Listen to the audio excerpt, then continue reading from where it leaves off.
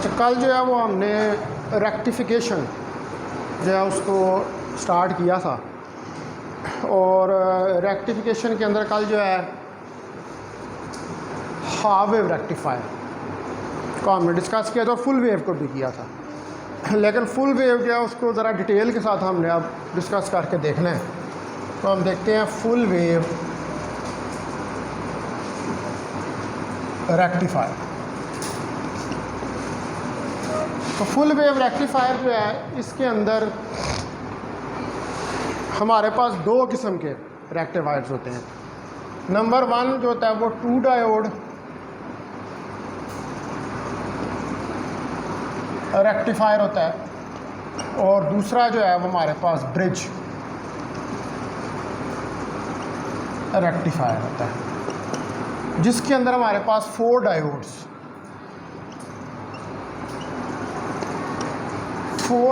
जो हैं वो होते हैं।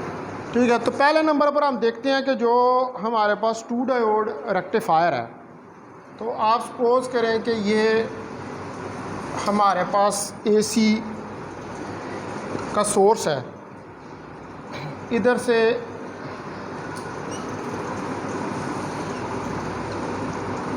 हमारे पास यहाँ पर एक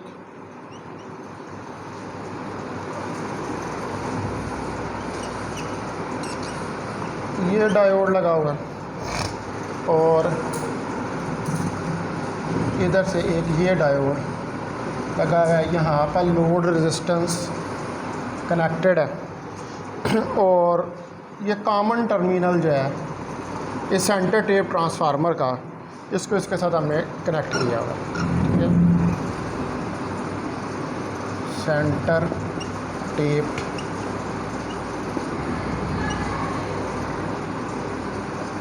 ट्रांसफार्मर। तो इस जगह पर जो है वो आपके पास आउटपुट आएगी। ये हमारे पास RL लोड रेजिस्टेंस है, ये हमारे पास D1, और ये हमारे पास डायोड D2 है।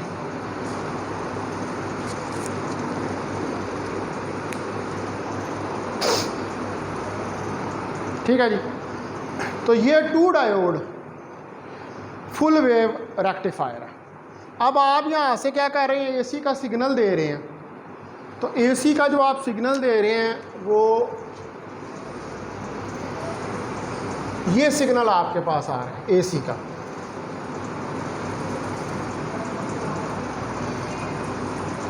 ये टी है, ये वी भी हो सकता है, इस तरफ आई भी हो सकता है। अब आपने जब इसको एसी का सिग्नल दिया तो during the positive half cycle of the AC signal, ठीक है, ड्यूरिंग पॉजिटिव हाफ साइकिल। अब आपके पास ये पॉइंट्स जो हैं पॉजिटिव नेगेटिव, ठीक है, ये पॉजिटिव कर लें और इसको नेगेटिव कर लें, यानी कि नेगेटिव पॉजिटिव पॉजिटिव नेगेटिव। ठीक है, तो during the positive half cycle of AC signal,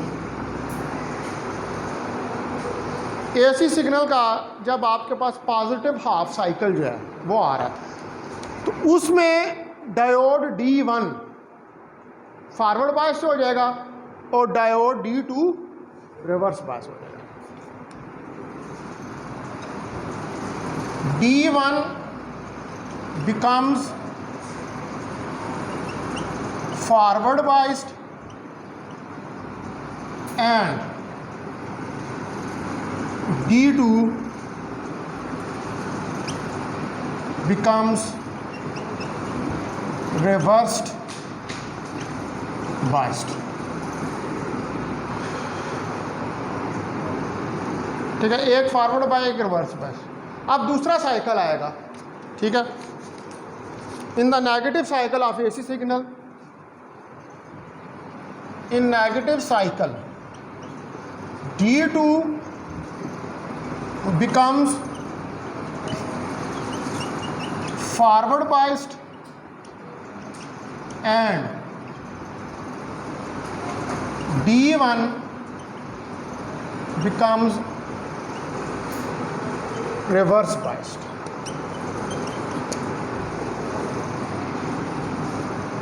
तो दोनों साइकिल्स के अंदर एक एक डायोड जो है वो कंडक्ट कर रहा है। पॉजिटिव साइकिल में D1 कंडक्ट कर रहा है और नेगेटिव साइकिल में D2 कंडक्ट कर रहा है। इन positive cycle D1 is conducting and in negative cycle D2 is conducting. D2 जो है वो कंडक्ट कर रहा है। तो इसका मतलब है कि अब पूरा सिग्नल जो है वो आगे की तरफ लोड तक आ जाएगा। पूरा सिग्नल लोड तक जाएगा और आपके पास जो वेव फॉर्म बनेगी उसके अंदर एक पोर्शन नहीं आ रहा होगा जो रिजल्टेंट के ऊपर आपके पास आउटपुट होगी, उसके अंदर पूरा सिग्नल आपके पास आएगा रेक्टिफाई। ठीक है, ये आपका इनपुट सिग्नल था। अब आउटपुट सिग्नल देखें।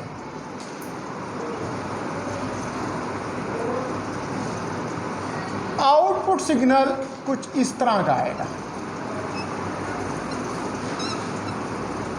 ये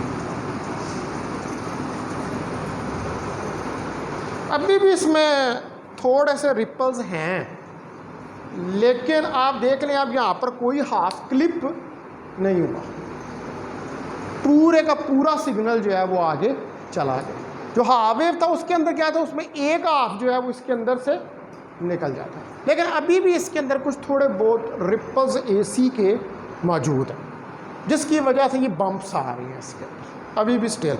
तो इसको मज़ीद रेक्टिफाई जो है वो किया जाता है। तो ये प्रोसेस जो है इसको हम क्या कहते हैं, ये वाला जो डायोड है इसको हम फॉरवर्ड फुल वेव रेक्टिफायर जो है उसका नाम देते हैं, टू डायोड। यह two diode full wave rectifier. अब हमने इसी तरह दूसरा भी इसके अंदर स्टडी करना है। दूसरा जो है वो क्या है, वो ब्रिज रेक्टिफायर। यानी कि अब आप क्या करेंगे, आप दो की जगह चार डायोड्स का ब्रिज बना देंगे। ठीक है, और उसके साथ जो कॉमन टर्मिनल है सेंटर टेप ट्रांसफार्मर का, उसको कनेक्ट कर देंगे।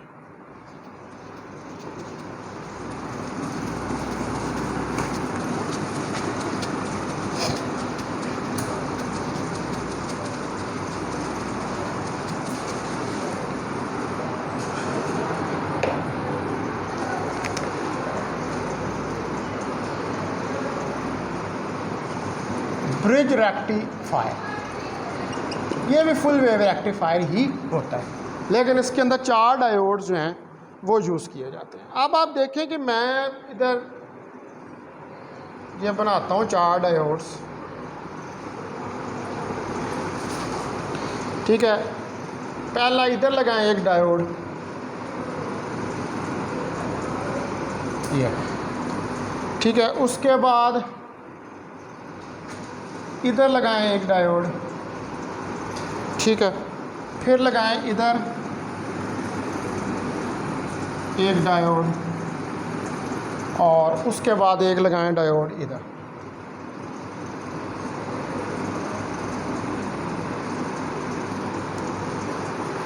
ये चार डायोड हमने लगा दिया। ठीक है, ये D4 है, ये D2 है, ये D1 है और ये D3 है।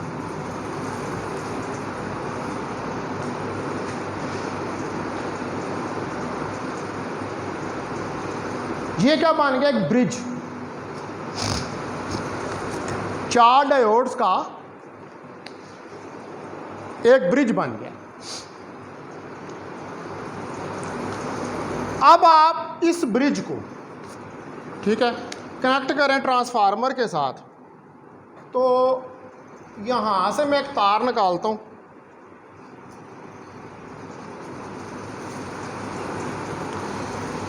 ठीक है, और ये तार यहाँ पर आके इससे कनेक्ट हो जाती है।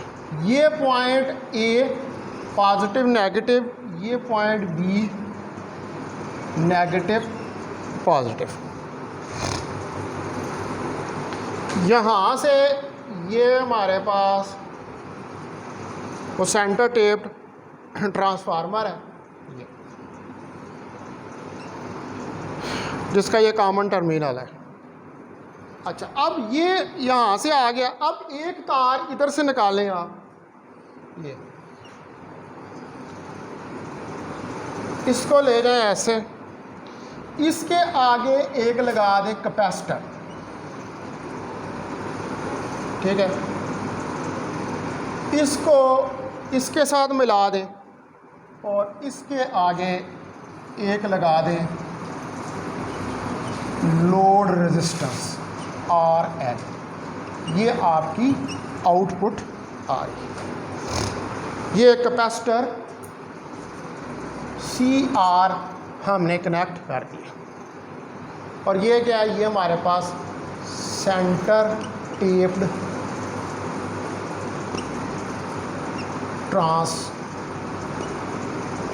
है।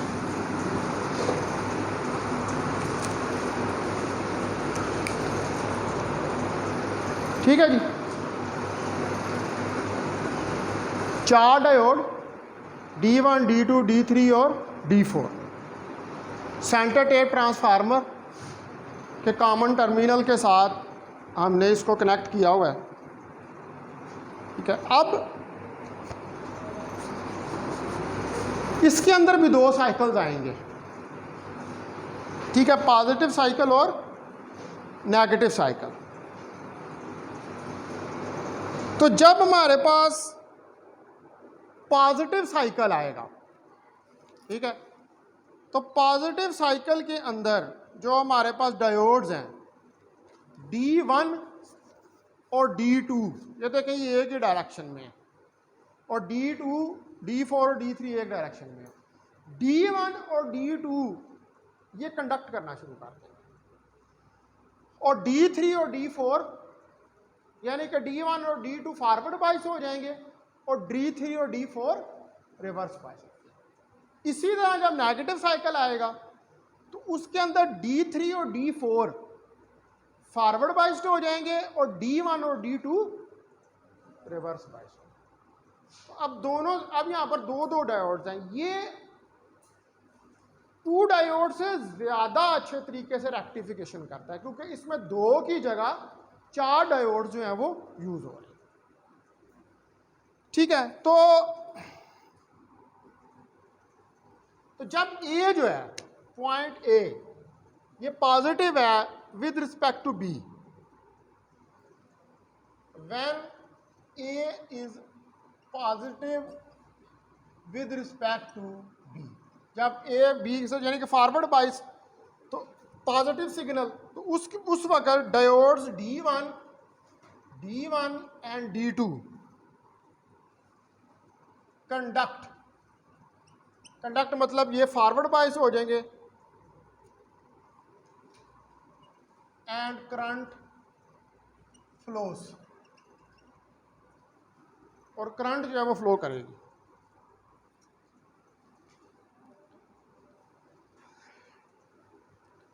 और जब B पॉजिटिव होगा with respect to A during the second half cycle, तो डायोड D3 और D4 कंडक्ट करेंगे, ठीक है। When B is positive with respect to A, diode D3 and D4 conduct in the negative cycle of AC.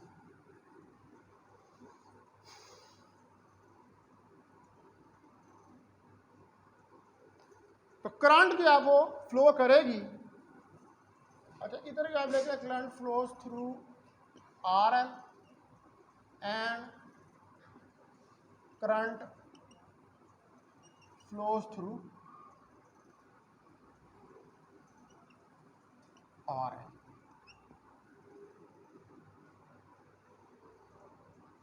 ठीक है, R L में से जो करंट है वो आपका फ्लो करना शुरू कर देगा। तो इसका मतलब है कि इन पॉजिटिव साइकिल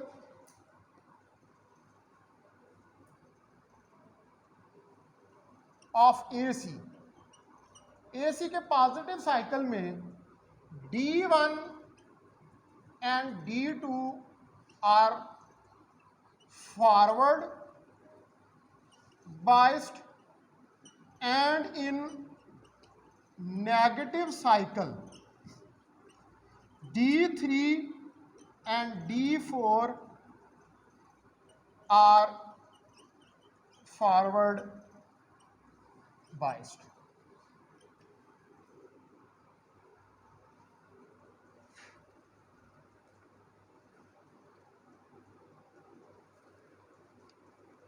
तो इसका मतलब है कि अब आपके पास जो एसी का सिग्नल है वो पूरी तरह रेक्टिफाई हो जाएगा, यानी कि जो ये इनपुट सिग्नल आ रहा है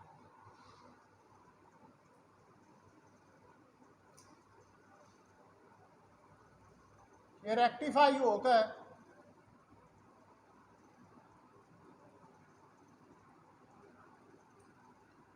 इस तरह आ रहा है।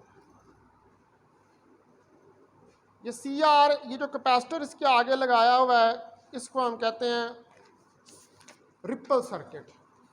जो रिपल्स होते हैं उनको रिमूव करने के लिए ये कैपेसिटर लगाया जाता है आगे, ताकि वो कैपेसिटर जो है वो मज़ीद वो जो फ्लक्चुएशंस आ रही हैं एसी की डीसी के अंदर उनको रिमूव कर और ज़्यादा प्योरीफाई फॉर्म के अंदर हमें जो है वो करंट मिले। तो सी आर ये क्या है यहाँ पर, it is a capacitor of ripple circuit. ये थोड़े थोड़े छोटे छोटे जो बम्प्स आ रहे हैं ना इसके अंदर, इसको कहते हैं रिपल्स, रिपल्स ऑफ एसी। ये थोड़ी सी डिस्टार्शन होती है एसी की, इवन कि आप डीसी में उसको रेक्टिफाई कर भी लेते हैं लेकिन फिर भी कुछ ना कुछ पोर्शन एसी का उसके अंदर आ रहा था, यानी कि मुकम्मल तौर के ऊपर बिल्कुल 100% जो है वो रेक्टिफाई नहीं होता, कुछ ना कुछ पोर्शन जो है उसके अंदर वो बच जाता है। ठीक है जी, तो ये हमारे पास जो है ये इसकी पहली एप्लीकेशन हो गई डायोड की। और पहली एप्लीकेशन क्या है कि ये इलेक्ट्रॉनिक डिवाइसेस के अंदर जहाँ पर आप ये चाहते हैं उन सर्किट्स के अंदर कि जिधर आप एसी को डीसी में कन्वर्ट करना चाहते हैं, कई ऐसे सर्किट्स होते हैं, रेडियो, ठीक है, खिलौने बच्चों के, उनके अंदर आप एसी को डीसी में वो जो सेलों के ऊपर चला रहे होते हैं वो डीसी करंट होती है, एसी को डीसी में कन्वर्ट करना चाहते हैं तो वहाँ पर ये वाला सर्किट जो है उसको यूज़ किया जाता है एज ए रेक्टिफायर के तौर पर। अच्छा, अब हमने प्रीवियसली जो है वो स्टडी करना शुरू किया था करैक्टरिस्टिक्स ऑफ सेमीकंडक्टर डायोड। वो मैंने आपको ब्रीफली जो है उन करैक्टरिस्टिक्स के बारे में बताया था, लेकिन अब हम बाकायदा एक्सपेरिमेंट के ज़रिए इसको समझने की कोशिश करेंगे कि करैक्टरिस्टिक्स क्या होते हैं, जो स्पेशली जो रिवर्स करैक्टरिस्टिक्स हैं वो बहुत ज़्यादा अहमियत के हामिल हैं। ठीक है, तो अब नेक्स्ट हमें जो है वो करैक्टरिस्टिक्स अब डायोड जो है उनको समझना।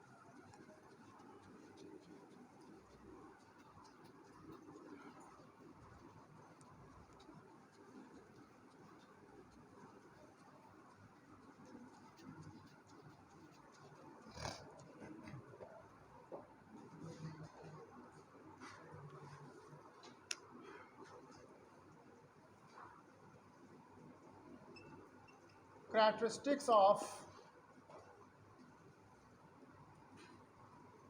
semiconductor diode।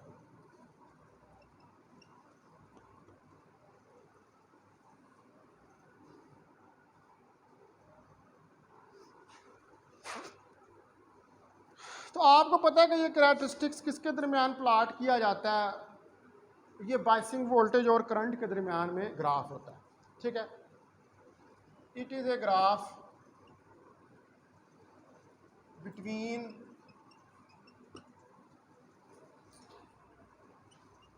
Biasing voltage and the current,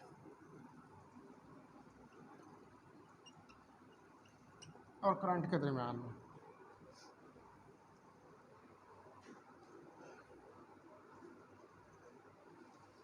तो हमने ये देखा था। अब देखते हैं कि इसके अंदर पहले नंबर पर जो है हमारे पास फॉरवर्ड करैक्टरिस्टिक है। ये जो कर्व्स आते हैं हमारे पास, ये जो हम प्लाट करते हैं कर्व्स, ये हमें क्या बताते हैं? ये कर्व्स हमें करैक्टरिस्टिक्स ऑफ ए सेमीकंडक्टर के बारे में इंफॉर्मेशन देते हैं, चाहे वो फॉरवर्ड के अंदर हो चाहे वो रिवर्स के अंदर हो। तो पहले नंबर अब हम देखते हैं, ज़रा डिटेल के साथ देखेंगे फॉरवर्ड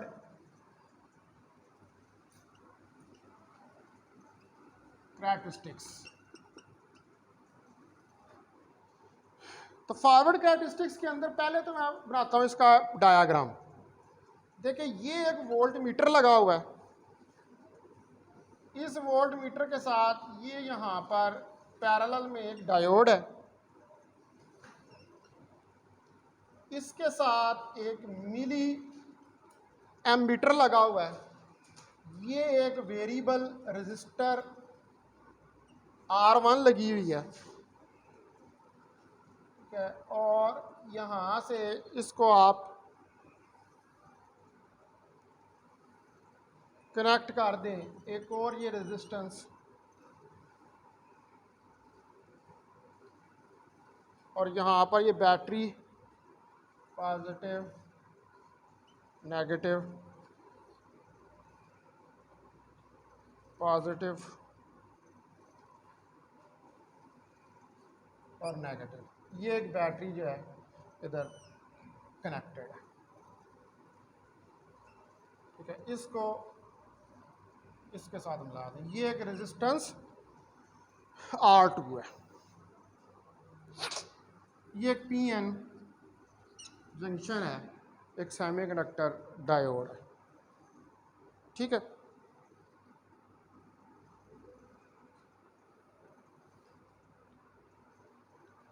ये हमारे पास सर्किट है करैक्टरिस्टिक्स को स्टडी करने का। वोल्ट मीटर जो लगाया हुआ है उससे हम बाइसिंग वोल्टेज को चेक करेंगे, और एम मीटर से हम ये देखेंगे कि जब हम वोल्टेज को इंक्रीज कर रहे हैं तो वोल्टेज के इंक्रीज करने से करंट के ऊपर क्या फ़र्क आ रहा है, ठीक है। ये हमारे पास ये दोनों फॉरवर्ड और रिवर्स के लिए हम यही वाला सर्किट जो है उसको यूज़ करते हैं। अब ये ग्राफ जो हमारे पास आएगा, आप देखें कि अगर मैं यहाँ पर वोल्टेज ले लूँ और इधर मैं करंट ले लूँ, तो ये मेरे पास ग्राफ कुछ ऐसे और यहाँ से कुछ इस तरह का आएगा, ठीक है। अब इस तरफ फॉरवर्ड वोल्टेज और फॉरवर्ड करंट, इस तरफ रिवर्स वोल्टेज और रिवर्स करंट, ठीक है।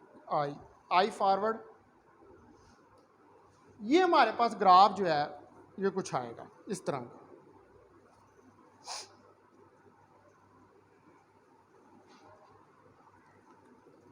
तो अगर ग्राफ फॉरवर्ड वोल्टेज और फॉरवर्ड करंट के दरमियान हो तो वो फॉरवर्ड करैक्टरिस्टिक्स कहलाता है, और अगर ग्राफ रिवर्स वोल्टेज और रिवर्स करंट के दरमियान हो तो वो रिवर्स करैक्टरिस्टिक कहलाता है, ठीक है। तो पहला हम ये स्टडी करने लगे हैं कि जब फॉरवर्ड के दरमियान है तो आप क्या करते हैं कि इस वोल्ट मीटर से आप 22 वोल्टेज जो होता है उसको इंक्रीज करते हैं, और वोल्टेज के इंक्रीज करने के साथ ये देखते हैं कि करंट जो है वो कितनी इंक्रीज हो रही है। तो वो जो ग्राफ है वहाँ से ये क्लियरली नज़र आ रहा है कि जब आप वोल्टेज को इंक्रीज़ कर रहे हैं तो करंट भी जो है वो हमारे पास वो इंक्रीज़ कर रही है। ये एक वोल्ट मीटर पैरेलल में लगाया हुआ है और मिलीमीटर को हमने कनेक्ट किया हुआ है किसके अंदर, सीरीज के अंदर। ठीक है, a voltmeter is connected in parallel with the diode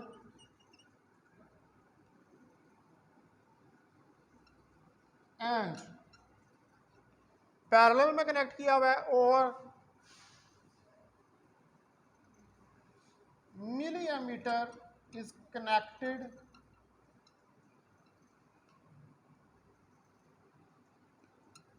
in series with diode।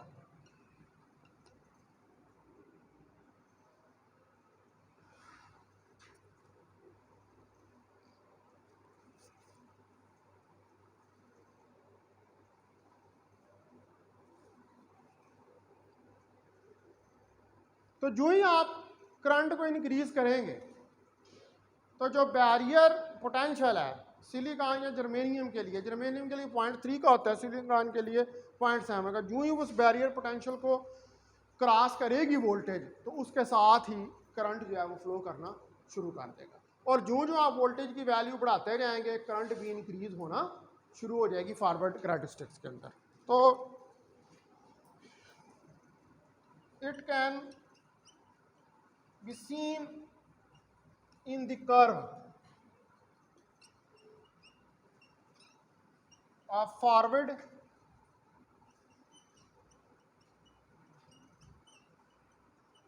characteristics that current starts to flow when the bias voltage cross the barrier potential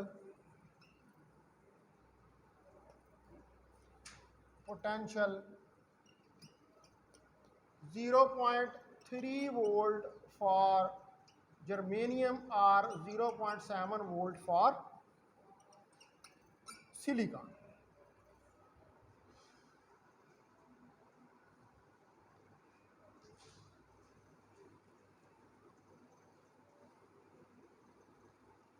As we increase the voltage,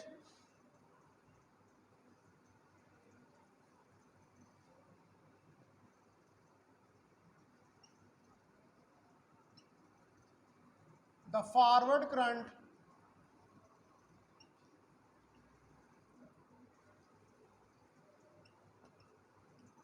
increases। तो हम जूं जूं current को major करेंगे with respect to voltage, यानी कि जूं जूं आप वोल्टेज को इंक्रीज करते जाएंगे उसके साथ साथ फॉरवर्ड करंट भी इंक्रीज होती जाएगी। और आप यहाँ से ये देख सकते हैं कि ये जो फॉरवर्ड करंट के अंदर इंक्रीज आ रहा है ये एक्सपोनेंशियल इंक्रीज आ रहा है, यानी कि बड़ी रैपिडली वोल्टेज के इंक्रीज करने से फॉरवर्ड करंट इंक्रीज हो रही है। इसका मतलब यह है कि जब आप जूं जूं वोल्टेज को बढ़ाते जा रहे हैं, वोल्टेज को इंक्रीज करते जा रहे हैं, तो इसका मतलब है कि आप एनर्जी बढ़ा रहे हैं। आप जितनी एनर्जी इंक्रीज करेंगे उससे क्या होगा कि कोवलेंट बॉन्ड्स ब्रेक होंगे और इलेक्ट्रॉन और होल के पेयर जो हैं वो जनरेट होंगे। तो जितने ज़्यादा इलेक्ट्रॉन्स के होल और पेयर जनरेट होंगे उतनी ज़्यादा करंट जो है वो इंक्रीज करेगी। और हम ये कहेंगे कि ये करंट जो है ये एक्सपोनेंशियली इंक्रीज कर, ठीक है, यानी कि ये फॉरवर्ड कैरेक्टरिस्टिक्स जो हैं वो किस लॉ को फॉलो कर रहे हैं, forward characteristics are following the exponential law, क्योंकि इसमें करंट जो है वो एक्सपोनेंशियली इंक्रीज हो रही है।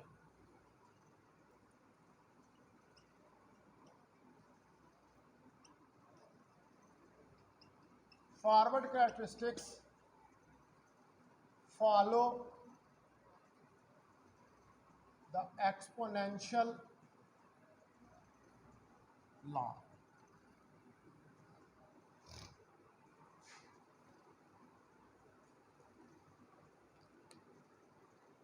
ये फॉरवर्ड बायस, और फॉरवर्ड बायस में आपको पता है कि पॉजिटिव पॉजिटिव, नेगेटिव नेगेटिव के साथ कनेक्टेड है। ये सिंपल है, ये करैक्टरिस्टिक, इसमें कोई इतनी ज़्यादा फिजिक्स मालूम नहीं है। आप जितना आप एनर्जी बढ़ाएंगे उतना इलेक्ट्रॉन होल पेयर बनेगा और करंट जो है वो इंक्रीज होना शुरू हो जाएगा। अब हमने दूसरा जो ज़्यादा इंटरेस्टिंग है वो स्टडी करना है, जिसको हम कहते हैं रिवर्स करैक्टरिस्टिक्स। दूसरा करैक्टरिस्टिक है जिसका आपने ये वाला ग्राफ प्लॉट किया, ठीक है। रिवर्स वोल्टेज और रिवर्स करंट में जो ग्राफ होता है उसको हम क्या कहते हैं, रिवर्स करैक्टरिस्टिक्स। तो अब हमने सेकंड जो है वो स्टडी करनी है, रिवर्स करैक्टरिस्टिक्स।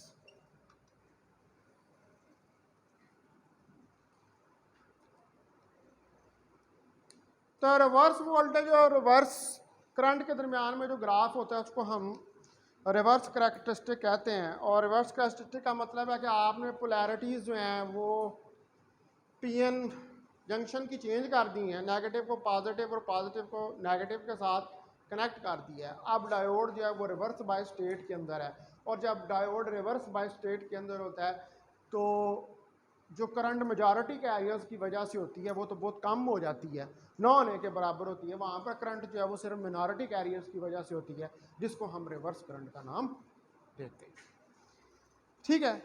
अब आप देख सकते हैं कि ये ग्राफ जो है, अगर आप उसको देखें तो इसके अंदर यहाँ तक जो ग्राफ आ रहा है ये थोड़ा सा कम हुआ, फिर सैचुरेशन आई है इधर तक। सैचुरेशन के बाद इसने एकदम यहाँ से इंक्रीज किया। ये रिवर्स करंट का ग्राफ है, दूसरी करंट का ये नहीं कि वो करंट जो मिनॉरिटी कैरियर्स की वजह से, ठीक है। तो रिवर्स करंट जो है पहले यहाँ पे बड़ी थोड़ी सी सैचुरेट हुई और उसके बाद एकदम वो इंक्रीज जो है वो कर गई। अब ये क्या हो रहा है इसके अंदर, ये क्यों इस तरह हो रहा है? आप देखें कि हमारे पास जो मेजॉरिटी कैरियर्स हैं, ठीक है, जिनकी वजह से करंट ने फ्लो करना होता है, वो तो रिवर्स बायस में उनकी वजह से करंट फ्लो नहीं कर रही। रिवर्स बायस के अंदर करंट जो है वो फ्लो कर रही है किसकी वजह से, वो मिनॉरिटी कैरियर की वजह। तो जब हम थोड़ी सी एनर्जी यानी कि रिवर्स वोल्टेज थोड़ा सा बढ़ाते हैं तो मिनॉरिटी कैरियर जो हैं वो क्या करते हैं, वो एनर्जी गेन करते हैं। मिनॉरिटी कैरियर अब कहाँ से आ रहे हैं? अब ये ज़ाहिर बात है, जब आपने एनर्जी प्रोवाइड की है तो इलेक्ट्रॉन्स और होल्स के पेयर जो हैं वो जनरेट हो रहे हैं, और उन इलेक्ट्रॉन और होल्स के पेयर्स में से कुछ ऐसे इलेक्ट्रॉन्स और होल्स हैं या ऐसे मिनॉरिटी कैरियर्स हैं कि जो इतनी एनर्जी हासिल कर लेते हैं कि रिवर्स बैरियर जो है या पोटेंशियल बैरियर जो है उसको क्रॉस कर लेते हैं। तो उसकी वजह से करंट जो है वो फ्लो करना, एक बड़ी स्मॉल अमाउंट में करंट जो है वो फ्लो करनी शुरू हो जाती है। अच्छा, अब आपने वोल्टेज को बढ़ाया तो वोल्टेज के मज़ीद बढ़ने के साथ करंट बढ़ी और एक ऐसी वैल्यू तक पहुंच गई कि वहाँ पर उसके अंदर सैचुरेशन हो, ठीक है। आप वोल्टेज बढ़ाते जा रहे हैं, ये बढ़ता जा रहा बढ़ता जा रहा, वोल्टेज इधर तक आया। ये वाला पोर्शन इतना से लेकर इतना तक जब पोर्शन जो है इसमें सैचुरेशन रही, यानी कि वोल्टेज बढ़ा रहे हैं, वो करंट कितनी बढ़ गई थी उससे ज़्यादा नहीं बढ़ी। ये जो इस पोर्शन के अंदर करंट है, रिवर्स करंट है, इसको हम सैचुरेशन करंट का नाम देते हैं, ठीक है। अब मजीद आपने वोल्टेज बढ़ाया है यहां से, तो सैचुरेशन करंट जो होती है वो एकदम शूट अप होगी, ठीक है, एकदम नीचे की तरफ गया। यानी कि वो रिवर्स वोल्टेज के बढ़ने से इतनी ज़्यादा एनर्जी मिल गई है मिनॉरिटी कैरियर्स को कि इतने ज़्यादा कोवेलेंट बॉन्ड्स ब्रेक होने शुरू हो गए हैं कि एकदम एक बल्क ऑफ करंट जो है, बल्क ऑफ पार्टिकल्स जो हैं वो डिटैच हो गए हैं अपने कोवेलेंट बॉन्ड से, और सर्किट के अंदर जो है हमारे पास बहुत ज़्यादा लार्ज मैग्नीट्यूड के अंदर पार्टिकल्स जो हैं वो आ गए हैं, जिसकी वजह से एकदम जो है वो करंट शूट कर। तो ये जो पॉइंट होता है इधर ये वाला, जिधर आके ये शूट करती है करंट, इसको हम कहते हैं break down reason.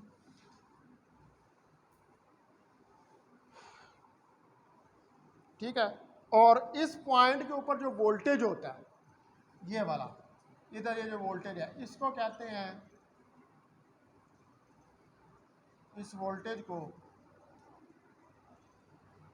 Break down